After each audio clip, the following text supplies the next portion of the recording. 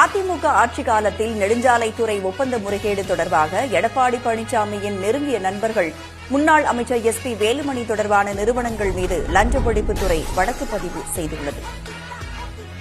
தஞ்சை சிவகங்கை கோட்டங்களில் சாலை மேம்பாடு பராமரிப்பு திட்டங்கள் குறித்தும், கோவை கோட்டத்தில் ஆத்துப்பாலம் உக்கட மேம்பால கட்டுமான திட்டம் குறித்தும் லஞ்ச ஒழிப்புத்துறை விரிவான விசாரணை நடத்தியது.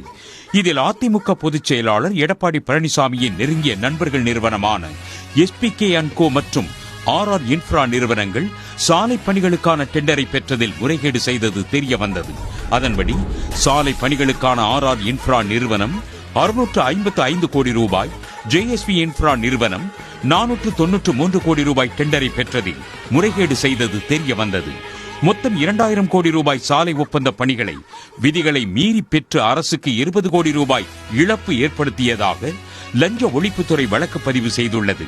இதில் RR இன்ஃப்ரா நிறுவனம் 1,65 லட்சமும், JSP நிறுவனம் 8,50 லட்சமும், KCP நிறுவனம் 2,62 லட்சமும், SPK நிறுவனம் 7,73 லட்சமும் இழப்பு ஏற்படுத்தியது விசாரணையில் கண்டுபிடிக்கப்பட்டது.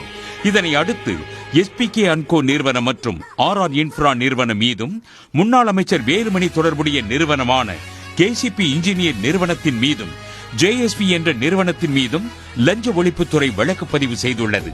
தகுதி இல்லாத JSV நிறுவனத்துக்கு சான்றிதழ் தந்த புகாரில் தஞ்சை மாநகராட்சி செயற் பொறியாளராக இருந்த ஜெகதீசன் மீதும் வழக்கு பாய்ந்திருக்கிறது.